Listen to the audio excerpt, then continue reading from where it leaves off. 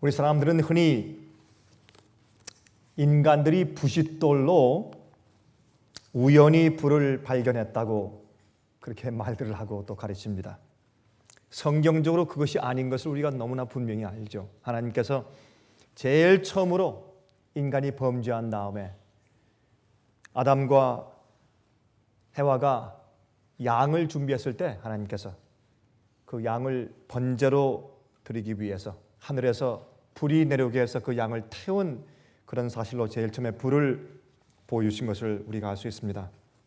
인간이 범죄하기 전에 사실은 불이 필요 없었을 것입니다. 음식을 요리할 불도 필요 없었고 하나님의 영광의 빛과 또한 은혜 가운데 살기 때문에 또 우리 인간들도 빛의 옷을 입고 살았기 때문에 불은 사실은 필요가 없었던 것이겠죠. 무엇을 태울 필요가 없으니까 죄가 있어야 무엇을 태우죠. 아담이 양을 죽인 후에 두려움과 죄책감으로 괴로워할 때 하늘에서부터 불이 내려와서 제물을 태우면서 하나님께서 그들을 구속하시고 용서해 주시고 용납하실 때 어떤 일이 필요하다는 것을 보여주신 것입니다. 앞으로 하나님께서 죄의 대가를 어떻게 지불하실 것에 대해서 하나님께서 보여주신 것이죠. 다시 말해서 죄인과 죄를 태우는 그 과정, 그 고통을 하나님께서 대신 통과해 주심으로 우리 죄를 용서하시고 우리가 그 태움받을 상태에서 구속함을 받게 되는 것을 주님께서 보여주신 것이겠죠. 여러분, 흔히 저는 이런 예화를 제가 만들어서 이야기하곤 하는데 특별히 제가 미국 사람들에게, 제가 외국 분들에게 설교할 때는 제가 이러한 예화를 가끔 들곤 했습니다만은 제일 먼저 이 아담과 해와가 범죄했을 때 어떤 경험이 있을까요? 하나님께서 이제 아담과 해와를 불렀지 않습니까? 그러나 그들이 계속 도망갔습니다. 죄를 진 자, 죄책감이 있는 자는 하나님께 가까이 올 수가 없죠. 계속 도망갈 때 아담아 어디 있느냐 계속 주님께서 따라가셨습니다. 나중에 주님께서 만나신 다음에 내가 먹지 말라고 한 그 실과를 먹었느냐? 그때 서로 원망하기 시작합니다. 남자는 여인에게, 여인은 뱀에게. 그래서 범죄한 자가 그 신실함과 의로움이 없어지면 거기엔 의리도 없습니다. 사실 죄인들에겐 사실은 의리가 없습니다. 하나님의 뜻을 저버리고 타락한 자들은 사실 신뢰할 수가 없습니다. 그래서 예수께서 이 땅에 사실 때 아무도 하나님께서는 사람을 육체를 신뢰하지 아니하시니라 그렇게 성경에 기록되어 있는 것입니다. 우리가 하나님의 영과 인도하심에 우리가 주관되고 있을 때 그때 우리가 신뢰받을 수 있는 것이지 하나님의 영의 역사가 떠나면 우리는 사실 신뢰받을 수 없는 그런 사람들이죠. 이제 하나님께서 아담에게 그 뒤에 있는 적은 아마 어린 양 2마리를 좀 불러오라고 주님께서 명하셨겠죠. 그때 이제 아담이 돌아보니까 정말 저 뒤에 그들이 그렇게 사랑하고 아끼던 그런 애완용 동물 같은 2 어린 양이 놀고 있었을 것입니다. 그때 휘파람을 불고 그들이 달려왔습니다. 여러분, 양들이 달려올 때 개처럼 아니면 말처럼 뛰지 않잖아요. 그렇죠? 그 뛸 때 그게 다리가 긴 게 아니기 때문에 정말 그 짧은 다리로 뛰어올 때 여러분 양 뛰는 거 보셨어요? 참 우습습니다. 정말 뒤뚱뒤뚱거리면서 큰 몸에 정말 그 비율적으로 맞지 않는 짧은 다리 가지고 뛸 때 참 우습습니다. 그렇게 아주 귀여워요. 그렇게 뛰어오는 양을 보고서 얼마나 참 마음이 슬펐겠습니까? 이제 곧 이별해야 할 텐데, 쫓겨나야 할 텐데. 그래서 한 마리 양은 아담의 품속에 안기고 또 한 마리 양은 해와의 품속에 안겼을 것입니다. 그때 하나님께서 좀 더 엄한 그런 음성으로 말씀하셨죠. 아담아, 네 뒤에 있는 또 하나 돌들을 보지? 예, 봅니다. 그 큰 돌을 가져와라. 가져왔습니다. 그래서 돌을 또 다른 돌과 함께 이렇게 서로 부딪히게 해서 하나가 깨지게 만들었겠죠.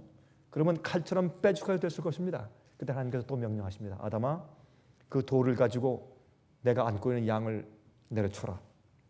그때 그 아담이 참 이상하게 물었겠죠. 하나님, 그게 무슨 말씀이십니까? 저보고 이 양을 죽이란 말입니까? 그렇다. 양을 죽이라.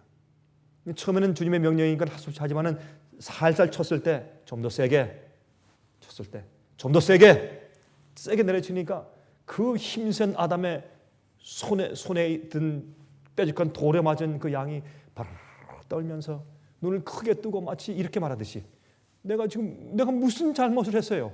그렇게 말하듯이 피를 흘리면서 바로 떨면서 죽어가는 모습 보면서 아담이 얼마나 무서웠겠어요? 얼마나 두려웠겠어요? 처음으로 지금 죽음을 보는 것입니다. 처음으로 숨쉬는 동물이 생명이 끊어지는 무서운 광경을 보는 것입니다. 너무 두려웠고 너무나 안 됐어서 아담이 그 양을 땅에 내치면서 하나님, 우리가 주님의 계명을 어기고 범죄했기 때문에 이렇게 죽어간다는 것을 우리에게 보여주시는 겁니까? 그때 하나님께서 말씀하기를 아니다 아담아, 너의 죄 때문에 그렇게 양이 죽은 것처럼 너의 죄 때문에 내가 앞으로 너의 후손 가운데 태어나서 내가 그렇게 죽임을 당할 것이다. 그 얘기를 들었을 때, 처음으로 구속의 경륜의 이야기를 들었을 때 아담과 해와의 마음이 어떠했겠어요? 얼마나 가슴이 아프고 얼마나 놀랐겠습니까? 무릎을 덜썩 꿇은 이 두 사람이 이렇게 아마 하나님께 외쳤겠죠? 그 말씀은 성경이 없지만은 아마 그렇게 됐을 것이라고 제가 상상을 하는 것입니다. 그때 하나님이시여, 제발 그리하지 마옵소서.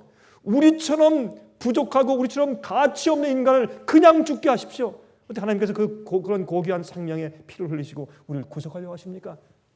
그렇게 하지 마십시오, 하나님. 그때에 예수님께서 이제 성막제를 통해서 하나님께서 설명하셨겠죠. 내가 너희를 어떻게 구원할 것이다 하는 설명을 쭉 해주셨겠죠. 그때 그 감동 때문에 아담과 해와는 다시는 주님의 뜻을 어기겠다는 마음을 가지지 못하게 된 것입니다. 그때 감동과 그 은혜 때문에. 그때 하나님께서 제일 처음에 이제 불을 보여주셨죠. 그래서 죽음을 당한 두 양을 제단 위에 올려놓고 불로 태워서 정말 죽게 하심으로 이제 우리 죄를 위해서 돌아가시는 예수님의 구속 십자가를 상징해서 보여주셨죠.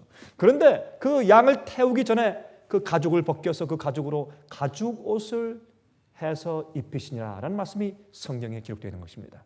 그 가죽 옷을 얻기 위해서 동물이 죽었어야 되는 것을 우리가 이해하게 되는 것입니다. 그러므로 하나님의 불은 하나님의 용납하심을 상징합니다. 주님께서 그것을 인정하시고 용납하시는 것을 상징해요. 동시에 하나님의 불은 악인들을, 용납받지 못한 악인들은 태워서 자가 되어서 없애시는 것입니다.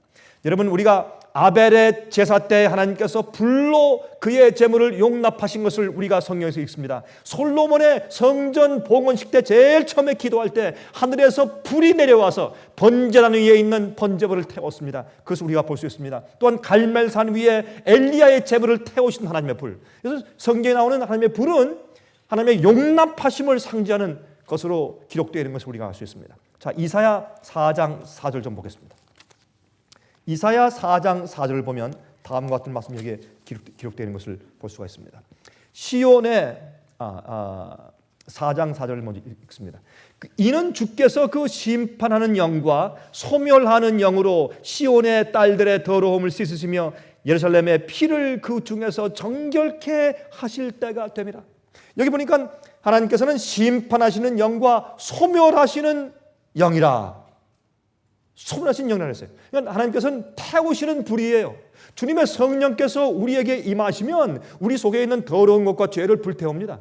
깨끗게 정결케 하시는 불 대신 소멸하는 영과 심판하는 영으로 성경이 주님께 대해서 기록한 것을 우리가 읽을 수 있습니다. 이사야 33장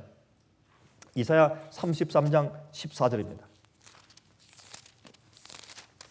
33장 14절부터 16절까지 있는 말씀을 좀 읽어보십시다. 14절부터 16절까지. 시온의 죄인들이 두려워하며 경건치 아니한 자들이 떨며 이르기를 우리 중에 누가 삼키는 불과 함께 거하겠으며. 누가? 주님은 삼키는 불이에요. Devouring fire. 그렇죠?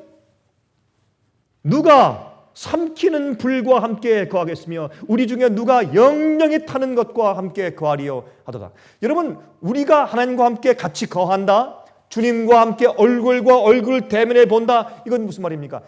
태우는 불과 함께 거한다, 그런 말입니다. 타는 삼키는 불 앞에 우리가 설 수 있어야 합니다. 그러므로 죄가 마음 가운데 있거나 찌꺼기가 남아있는 자는 하나님을 볼 수가 없습니다. 거룩하지 않은 자는 주를 볼 수 없다고 히브리서는 말씀하고 있습니다. 그래서 그렇죠? 누가 삼키는 불과 함께 거하겠으며 누가 영영이 타는 것과 함께 거하리요. 이것은 죄인과 죄가 그 앞에서 견딜 수 없는 그러한 존재 앞에 서는 것을 설명하는 것입니다. 15절부터 오직 의롭게 행하는 자, 정직히 말하는 자, 토색한 재물을 가증히 여기는 자, 손을 흔들어 뇌물을 받지 아니하는 자, 귀를 막아 피 흘리는 꾀를 듣지 아니하는 자, 눈을 감아 악을 보지 아니하는 자, 그는 높은 곳에 거하리니 견고한 바위가 그 보장이 되며 그 양식은 공급되고 그 물은 끊기지 아니하리라 하셨느니라. 의롭게 하는 자, 의롭게 사는 자. 여기 있는 말씀, 전문 말씀을 보면 주님의 계명을 지키며 사는 자, 그의 품성이 주님의 율법과 일치된 그런 영적인 경험을 하는 자만, 죄가 마음 가운데 존재하지 않는 자, 죄의 본성 가운데 살며 죄의 충동과 유혹은 받지만은 죄를 범하지 않는 자, 죄를 품지 않는 자, 죄에게 넘어지지 않는 자, 주님의 성령에 의해서 계속 인도되며 주님의 능력을 통해서 죄를 승리하는 자, 그렇죠? 그런 자들이 하나님 앞에 그 삼키는 불과 영영이 존재하는 타는 불과 함께 거할 수 있다. 그렇게 성경은 말하고 있습니다. 그때 높은 곳이 그에게 견고한 바위가 되고 보장이 된다고 했어요. 그 양식과 물이 공급된다고 했습니다. 여러분, 우리가 이 돈을 쓰죠. 종이돈. 돈을 쓰는데 이 돈은 사실은 은행에 이런 뜻이어야 합니다. 은행에 우리가 금이나 은을 갖다 주고 그만한 것에 대한 어음 비슷하게 돈을 이렇게 적어가지고 그것을 갖다가 써야 합니다. 예를 들어서 우리가 만약에 5만 불을 쓴다면 5만 불 어치의 금과 은이 사실은 은행에 있어야 합니다. 그 다음에 거기에 해당된, 왜냐하면 금과 은은 가져다니기 불편하고 또 도적맞을 수 있으니까 그것을 갖다가 두고서 거기에 해당된 현금 돈을 갖다가 쓰는 것이, 그것이 경제의 원칙입니다. 그러나 지금은 어떻게 되어 있습니까? 지금 은행에는 돈을 다 만들어서 풀어놓았는데 원래 그 돈에 해당되는 약 한 10% 정도의 가치의 은과 금밖에 없는 것입니다. 나머지 90%는 은행에서 전부 다 이런 책에다가 이렇게 쓴 것뿐입니다. 그래서 뭐라고 합니까? 크레딧. 그냥 은행 뱅크 노트이에요. 그냥 은행이 돈이 없는데 그냥 허공의 유령처럼 돈을 만들어서 그냥 이 책에다 돈을 이렇게 써가지고 그것을 마음대로 남발해서 그것을 융자해 준 것입니다. 그러면 실제 은행에서 돈이 있어서 융자한 것이 아니라 만든 돈을 우리가 그저 이제 기록에서 기록으로, 그렇죠? 만약 여러분들이 누가 돈을 갚는다 그러면 진짜 돈을 갚습니까? 마음 부리면 돈을 갚아요? 종이 쪽지를 주죠? 그럼 종이 쪽지가 이 은행에서 저 은행으로 왔다 갔다 하는 것이지 거기에 해당된 진짜 금이나 은이나 보석이 은행에 없어요. 우리는 전부 다 허상 가운데 살고 있는 것입니다. 이것이 오늘날 경제 제도예요. 여러분, 지금 미국의 서프라임 지금 위기 때문에 지금 굉장하죠. 내년도에 가서는 이것 때문에 미국의 경제뿐만 아니라 세계 경제가 잡아돌아서 굉장히 어려운 경제적인 그런 파급이 온다고 말을 합니다. 이제 경제적인 굉장한 그런 어려움이 생길 것이라고 다들 지금 두려워하고 있습니다. 우리가 잘 모르긴 하지만 상당히 어려움이 올 것 같아요. 많은 집들이 foreclosure를 하고, 그렇죠. 이제 우리 한국말로 foreclosure를 뭐라고 불러야죠? 저 은행에서 다시 차압하는 것이죠, 그렇죠? 이제 갚지 못하기 때문에. 제가 엊그저께 신문을 보니까 미국에 있는 집값이 말이죠. 특별히 뭐 LA나 뉴욕 같은데 이런데 한국 사람들이 많이 살고 있는 그런 곳에 집값이 떨어졌는데 집값이 37%가 그냥 떨어져 버렸어요. 그러니 이거 얼마나 힘든 것이요. 여러분, 100만 불을 주고 샀는데 지금은 가격이 한 60만 불밖에 안 해요. 그러니 어떻게 해요? 페이먼은 잔뜩 나가는데 팔아봤자 이제 뭐 이 본전도 건질 수 없어요. 그래서 많은 사람들이 할 수 없이 이제 집들을 포기하고 융자한 돈을 낼 수가 없으니까 그런 어려운 형편에 이제 처하게 돼서 앞으로 내년도에는 수백만 채가 그렇게 은행에 차압되고 그렇게 이제 foreclosure 당할 것이다라는 그런 얘기를 우리가 신문을 수 있습니다. 우리가 어떻게 될지 우리가 알 수 없지만은 참 이런 위기와 어려움들이 빨리 생기지 않는 것은 주님의 백성들의 앞니마에 인침받지 못했기 때문에 주님께서 사방 바람을 붙잡는다고 성경이 말씀했어요. 그거밖에 이유가 없습니다. 근데 이럴 때 어떤 자들에게 양식이 공급되고 물이 공급돼요? 여러분, 앞으로 말이죠, 우리가 먹는 쌀과 과일과 견과류와 채소, 우리 먹는 음식들, 곡류들, 그런 것들이 말이죠, 금과 은보다 더 비쌀 날이 곧 옵니다. 돈 있어도 못 사요. 엄청나게 어려울 때가 올 것입니다. 그래서 옛날 미국의 경제 공황 시대에도 농부들이 제일 잘 살았어요. 농부들은, 농사 짓는 사람들은, 음식을 밭에서 나는 사람들은 말이죠, 어려움을 겪지 않고 살았어요. 경제 공황 때. 도시에 있는 사람들이 다 어려웠지. 어떤 사람들이 앞으로 양식이 공급되고 물이 공급된다고요? 하나님 앞에서 의롭게 사는 자, 탄원 삼키는 불 앞에 서서 살 수 있을 정도로 마음과 성품이 준비된 자 그랬습니다. 하나님의 불 앞에 살 수 있는 사람, 그것은 죄가 없는 자입니다. 죄를 이긴 자예요. 죄를 버린 자입니다. 죄를 포기한 자입니다. 주 앞에 굴복해서 주님께서 주님의 성령의 인도를 받는 자예요. 죄된 상태에 태어나서 죄된 그런 죄의 본성을 가지고 사는 것 자체가 죄는 아닙니다. 많은 사람들이 그것이 죄다, 이미 우린 죄이기 때문에 죄의 공자이니까 자연이 나오는 것이 죄다라는 이상한 신학을 가르침으로 사람들을 미혹하지만 그것은 잘못된 생각입니다. 잘못된 가르침입니다. 하나님의 태우시는 불 앞에 살 수가 있어야 할 것입니다. 여러분들, 의인들만 불에 타지 않을 것입니다. 마태복음 3장 11절 12절에 말씀하기를 나는 너희로 회개케 하기 위하여 물로 침례를 주거니와, 이거 침례 요한의 말이죠. 내 뒤에 오시는 이는 나보다 능력이 많으시니 나는 그의 신을 들기도 감당치 못하겠노라.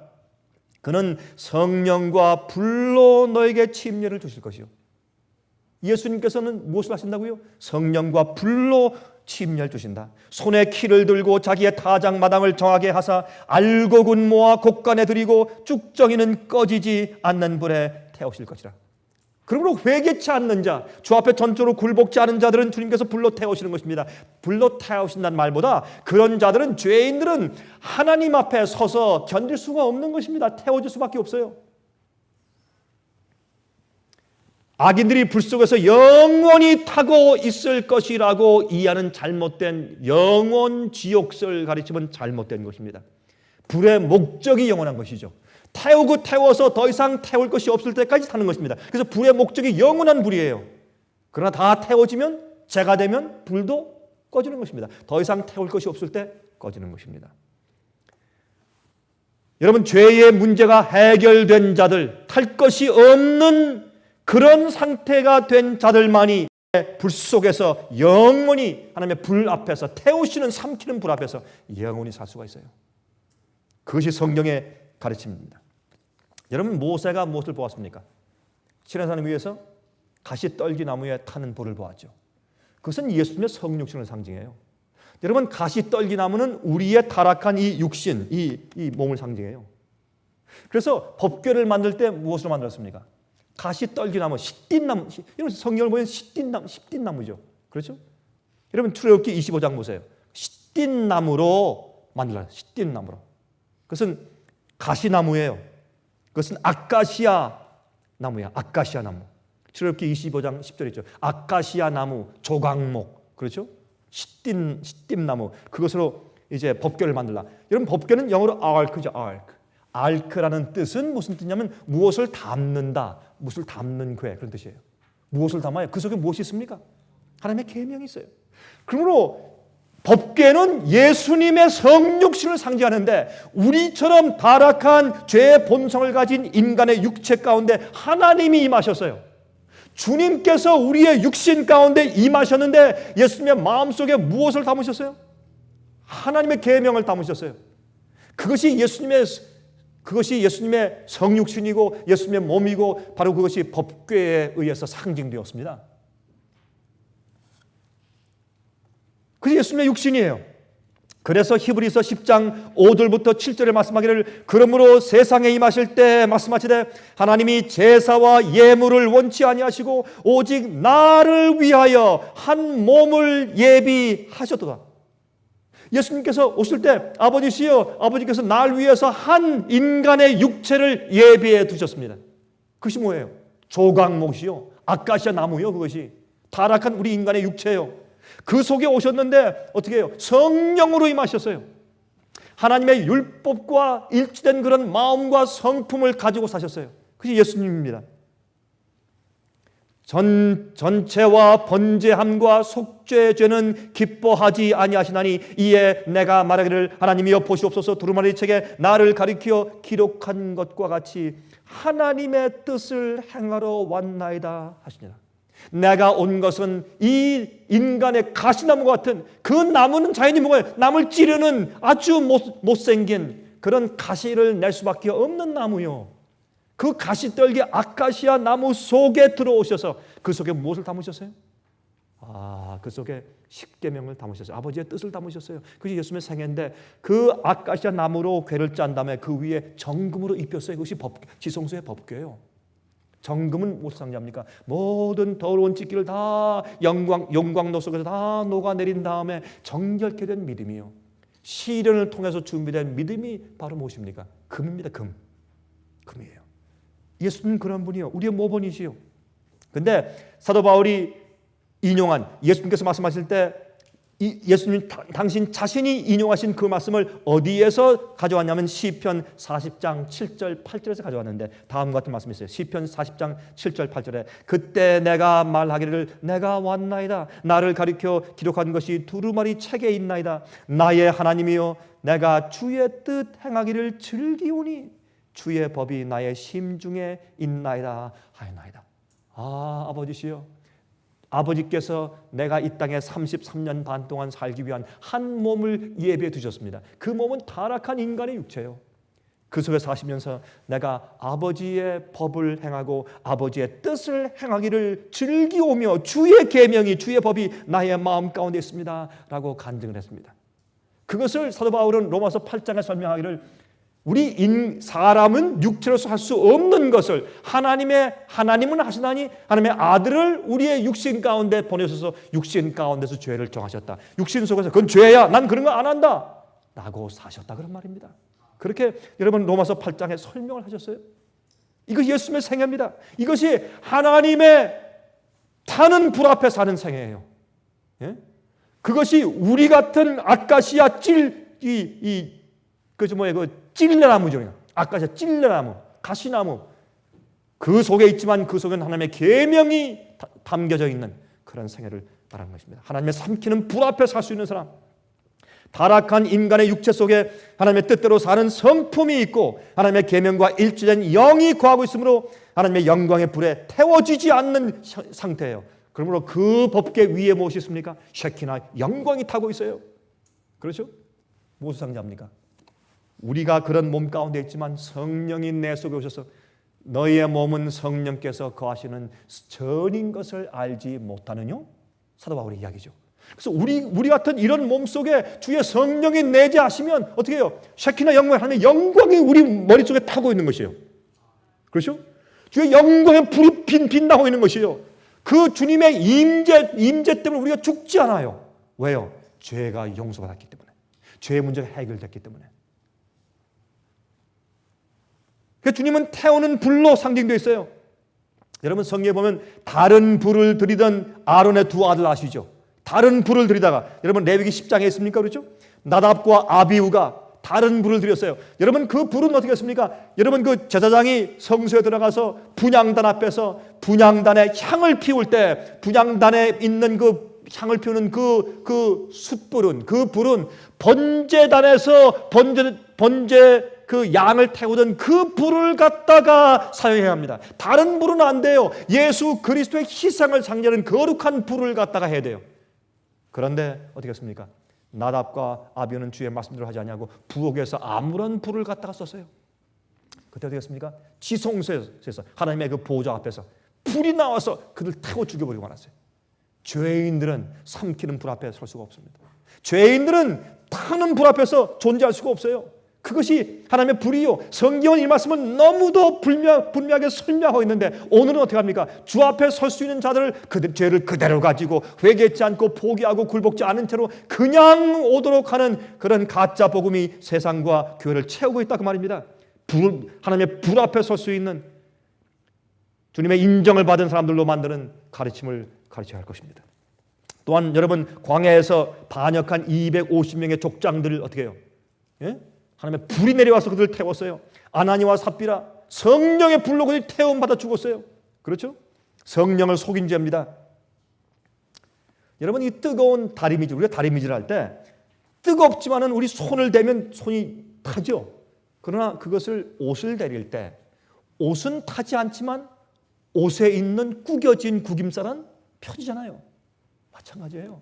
성령께서 우리 마음 가운데 거하시면 우리가 구겨진 잘못된 양심, 잘못된 성미, 성질머리예요. 성질머리. 잘못된 그 성질머리, 잘못된 것들, 이 죄의 습관으로 구겨진 것들을 성령께서 피세요. 잘 다리세요. 그럼 우리가 태워짐을 받지 않는 것이에요. 그 하나님의 불이요, 성령의 역사요.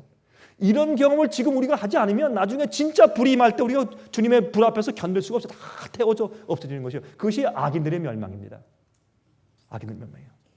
지금 역사하시는 불 속에서 우리가 의롭게 되는 경험들이 있어야 합니다. 그래서 여러분, 그래서 말라기 3장 2절과 3절 보시면 다음과 같은 말씀이 있죠. 그의 임하는 날을 누가 능히 당하며 그의 나타나는 때에 누가 능히 서리요. 그는 금을 연단하는 자의 불과 표백하는 자의 잿물과 같을 것이라. 그가 은을 연단하여 깨끗게 하는 자같이 앉아서 레위 자손을 깨끗게 하되 금은같이 그들을 연단하리니 그들이 의로운 잿물을 나 여호와께 드릴 것이라. 참 귀한 말씀이에요. 이게 어떤 말씀입니까? 은을 연단하는 자처럼 앉아서. 왜 앉아서예요? 급하지 않아요. 예? He takes his time. 앉아서. 언제까지? 그가 정결 될 때까지. 이런 경험 저런 경험을 통해서, 이런 시험 저런 시험, 유혹과 시련 통해서 그가 정결 될 때까지 앉아서 기다리시고 아주 조심스럽게 숙련된 공이 은을 정련하듯이 연단시키는 모습을 볼 수 있는 것입니다. 여러분, 우리가 하나님의 그런 연단하시는 경험들을 합니까? 자주 하죠. 많이 하죠. 주님께서 우리 연단하시죠. 이런 모로 저런 모로 우리 연단해서. 여러분, 10년 전보다 우리가 좀 나아졌습니까? 나아졌어요.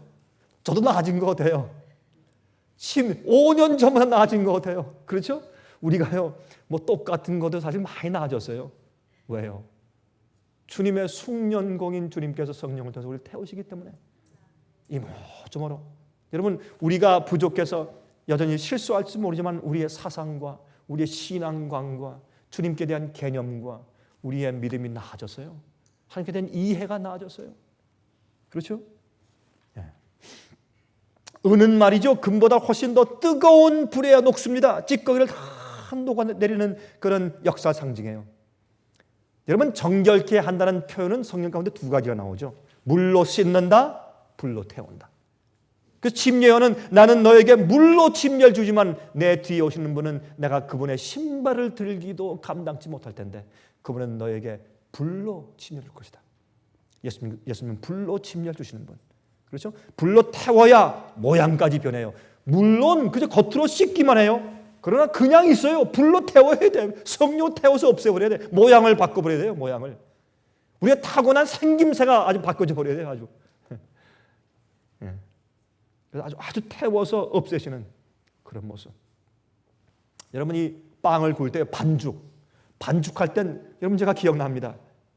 제가 어릴 때 이제 우리 집에서 이제 수제비 만들거나 국수를 만들고, 옛날엔 참 가난할 때 수제비 많이 먹었죠. 수제비. 요즘에 수제비 말이죠. 요즘 사람은 수제비를 잘 못 만드는 것 같아요. 옛날에 우리 가난할 때 먹을 때 수제비 잘 만들었어요. 그 수제비 만들 때 어떻게 해요? 그걸 이제 반죽을 해가지고 다 잘라가지고 또 좀 만두 피 만드시지 조그맣게 만들어서 그걸 또 펴요. 저도 많이 했어요. 이렇게 쭉 펴고 아주 얇게 만들어가지고 얇게 그걸 집어넣으면 수제비가 얼마나 맛있는지 몰라요. 입에 싹싹 녹죠. 요즘엔 수제비를 만들 때 두껍게 그냥 띄어놓으니까 맛이 없어요. 얇게 느리고 해야 돼. 근데 제가 그거 할 때 지금도 기억나는데 그 이제 수제비나 그 국수 만드는 날에는 제가 이제 이 조각품 만드는 날이죠. 이게 갖다가 꽃도 만들고 뭐 짐승도 만들고 큰 장난하고 이제 그런 때인데, 여러분 반죽 때는 얼마든지 모양을 바꿀 수 있어요. 근데 빵을 만들면 반죽된 모양을 바꾸지만은 그러나 일단 어떤 모양을 만들어서 구워낸 다음에 불을 통과하면 안 변해요. 그게 불이요. 성령의 역사가 한번 우리 삶 가운데 지나가면 더 이상 변하잖아요. 그 모양이 쌀아떼 버려요. 그게 거듭난 그리스도인이고 성령에 의해서 인도함 받는 그리스도인이에요. 노양이 안 되네요. 여러분 넘어지거나 곤두박질 할 수 있을지 모르지만 그러나 그의 생활의 패턴과 철학과 믿음과 개념과 가치관 이런 절대 변하잖아요. 한번 태움을 받은 사람들은. 그래서 요한일서 3장 2절 3절의 말씀하기를 사랑하는 자들아 우리가 지금은 하나님의 자녀라 장래에 어떻게 될 것은 아직 나타나지 아니하였으나 그가 나타내심이 되면 우리가 그와 같을 줄을 아는 것은 그의 계신 그대로 볼 것을 인하매니 주를 향하여 이 소망을 가진 자마다 그의 깨끗하심과 같이 자기를 깨끗하게 하느니라. 하나님의 깨끗하심과 같이 자기를 깨끗하게 한다. 이것은 불로만 가능해요. 물로 씻어서 가능하잖아요. 우리 마음속에는 속속 알알이 들어있는 모든 것들을 다 솎아내고 태워내는 성령의 불로만 그렇게 깨끗하게 될 수 있습니다. 나중에 보면 주님과 내가 닮았네 이렇게 될 것이라고 말씀했습니다. 여러분 요한 웨슬레는 그 유명한 요한 웨슬레는 다음과 같이 말했습니다. 정결케 하시는 불이시여 내 마음 모든 곳을 지나가시어 내 영혼 속을 비추시고 당신의 생명 속속들이 보내시어 나를 정케 하소서 온전히 거룩케 하소서라고 시를 썼어요.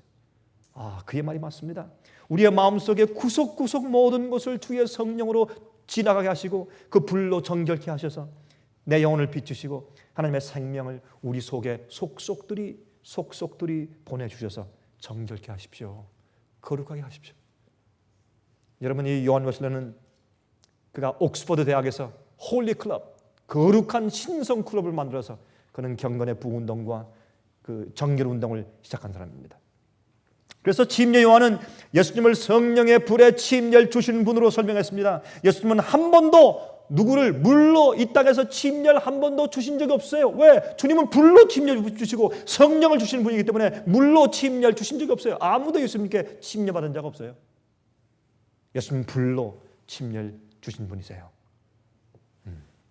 그래서 누가복음 12장 49절에 말씀하기를 내가 불을 땅에 던지러 왔노니 이 불이 이미 붙었으면 내가 무엇을 하리요? 주님은 이 땅에 불을 던지러 왔어요. 사람들의 마음 가운데 불을 던져요. 그 불을 받는 자는 불로 태워짐 받고 또 정결케 되고 거절한 자는 나중에 불에 의해서 완전히 태워져서 멸망당해요. 이 땅에 불을 던지러 왔다고 예수께서 말씀하셨어요.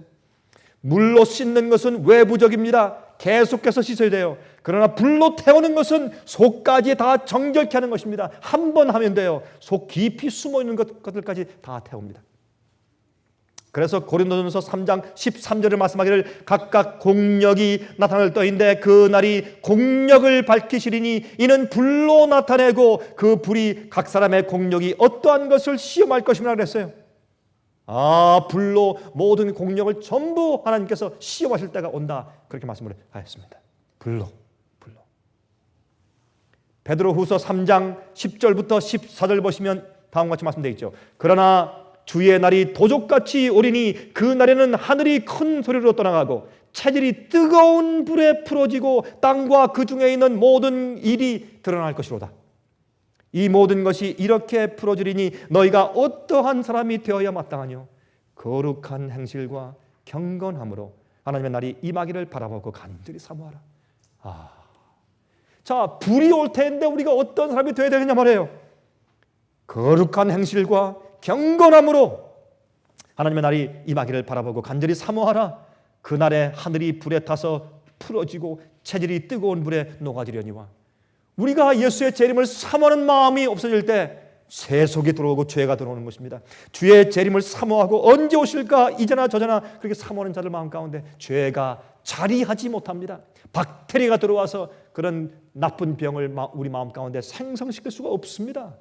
왜? 성령의 침례를 받은 자기 때문에 그렇습니다.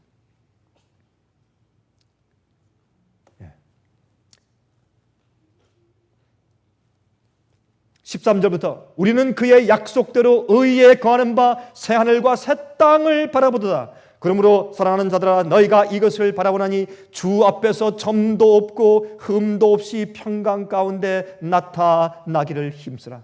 여러분 우리는 많은 경우에 말이죠. 우리의 행동 반경에 있는 것만 생각을 많이 하지만 우리 마음속에 있는 생각들, 철학들, 가치관들 내가 왜 사는가 하는 생각들, 소원들, 동기들 이런 거 생각을 안 하고 항상 우리 그 주위에 있는 우리의 행동거지, 우리의 행동의 반경만 생각해요. 그러나 성령이 지나간 다음에 내 속에 생기는 인생관, 왜 사는가, 철학, 사상, 믿음, 개념, 가치관, 그게 훨씬 더 중요하죠. 어떤 의미에서. 여러분, 침례는 헬라말로 밥티즘입니다. 밥티조. 밥티즘. 헬라말로 밥티조. 이 밥티조란 말은 잠근다, 묻는다 그런 뜻입니다. 묻지다. 이건 죽음과 굴복을 상징해요. 내 옛사람을 묻어야 돼요. 무덤 속에. 장사 지내야 돼요. 생각 구조와 인생의 동기 자체가 바뀌어버려야 돼요. 사는 게 바뀌어버려야 돼요. 내가 왜 사는가? 바뀌어버려야 돼요. 완전히. 하나님의 뜻에 완전히 굴복해야 돼요. 생각하고 계획하는 것이 바뀌어야 돼요. 여러분, 어떤 사람과 대화하면요, 그리스도인인데 대화하면 그 사람은 장사꾼이기 때문에 꼭 모든 것을 장사하는 그런 이익과 손해 계산으로만 그렇게 생각을 해서 그렇게 판단해요. 저하고 얘기할 때 목사님 그건 이렇게 됩니다 할 때 보면 전부 다 이해 타산으로만 얘기하는 사람들이 있어요. 그거 바꿔야 돼요. 하나님의 사상으로 바꿔야 돼요. 하나님의 가치관으로 바꿔야 돼요. 그게 더 중요해요. 그게 더 중요해요. 그러므로 불로 인치는 것은 완전케 되는 것이죠. 불로 태워서 정결케 한 다음에 새로운 모습으로 아주 만드는 것이죠. 불로 구워내면 다시는 그 모습이 변치 않는 것입니다. 반죽은 변형될 수 있지만 한 번 구워낸 빵은 바뀌지 않는 것처럼 말이죠. 그게 인침입니다. 인침. 성령으로 구워내면 우리가 거기에 완전히 인쳐지면 아주 고정되죠. 그 모양이. 우리 성품이 변하지 않는 것입니다. 인침은 진리에 안착되어서 더 이상 움직이지 않게 고정되는 것을 인침받는다. 그렇죠? 딱 인을 치고 고정해서 싸는 것이죠. 상품화시키는 것이죠. 주님께서 내놓을 수 있도록.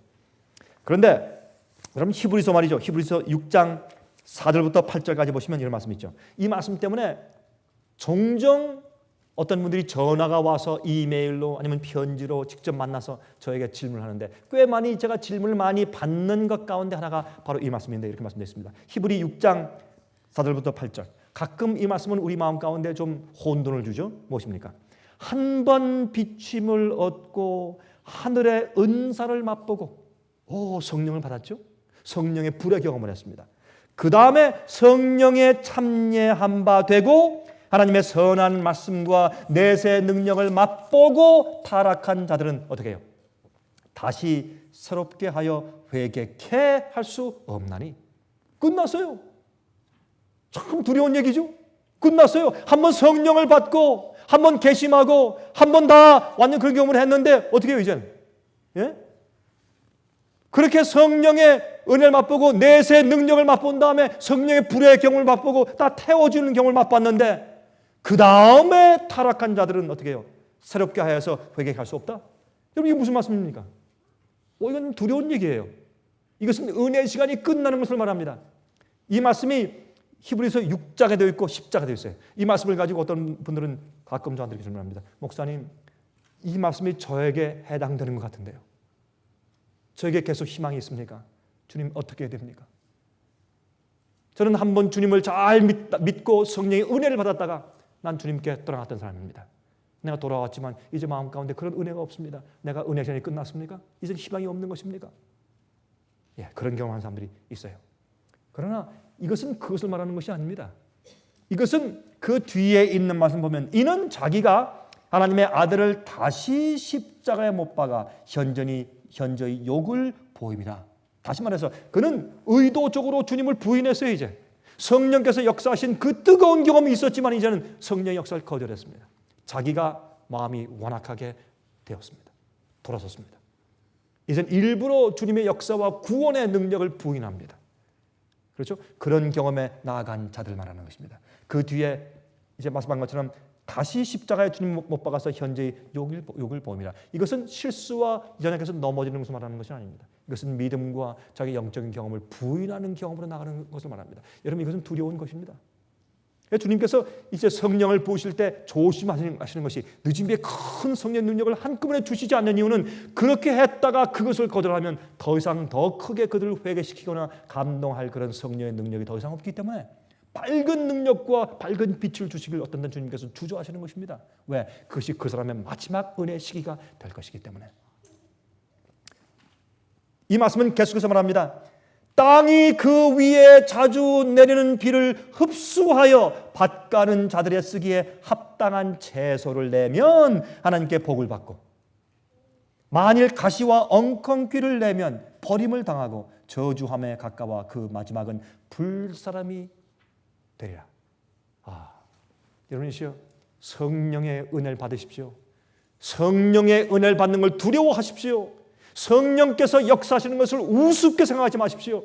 우리는 성령의 은혜를 어떻게 받느냐에 따라서 내 속에 채소를 내느냐, 비를 받고 채소를 내느냐, 아니면 남을 찌르는 엉겅퀴와 가시를 내느냐, 어떤 성품이 내 속에서 꼴겨주는가. 똑같은 성령의 감동을 받지만은 내가 받는 그 내 태도에 따라서 성령의 불이 내 속을 정결케 하든지, 아니면 내가 악한 사람으로 분류되어서 나중에 마지막에 불에 의해서 불사름 당하는 경험 가운데 들어가는 것입니다.